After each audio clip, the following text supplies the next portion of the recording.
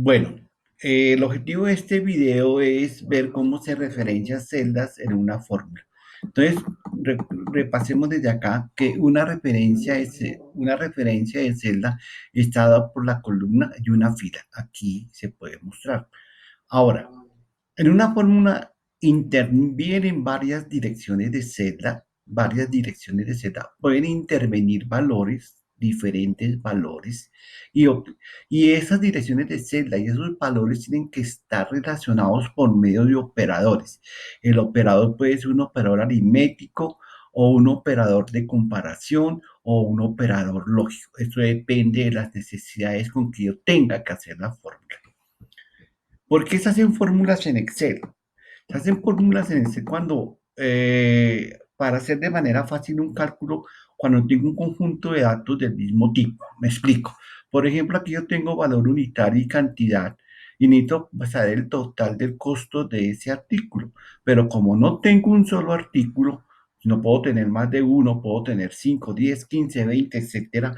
Es inoficioso que yo para cada artículo tenga que hacer la misma fórmula. Entonces, para manejar el mismo tipo de datos, se aplica la fórmula. En este caso, voy a combinar o voy a hacer valor unitario por cantidad, así para cada uno de los artículos. Esto que tengo aquí abajo es para una explicación.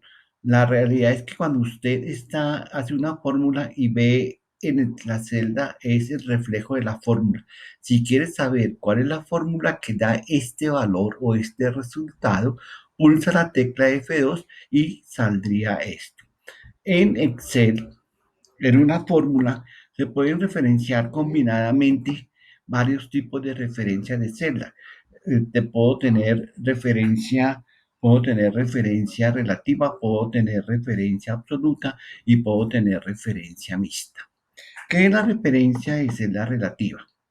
La referencia de celda relativa dice que eh, cuando la referencia de celda no tiene signo pesos en alguno de sus dos componentes, sea en columna o sea en fila, quiere decir que al copiar la fórmula va a variar la fila si hago autollenado hacia abajo. Y si hago autollenado hacia la derecha, lo que va a variar es la columna. Entonces aquí observemos que esta fórmula que apliqué acá es similar a esta. Y como hago autollenado hacia abajo, varió la fila. De la 4 paso a la 5, de las 5 paso a las 6, de las 6 paso a las 7, y así sucesivamente hasta donde tenga que aplicarse la fórmula. Eso es dirección relativa, repito. Si hace autollenado hacia abajo, varía la fila, y si hace autollenado hacia la derecha, varía la columna. Existe un tipo de referencia de celda que es la referencia absoluta. La referencia absoluta está dada por la expresión pesos, columna, pesos, fila. Aquí tengo, por ejemplo, tengo pesos de pesos 5.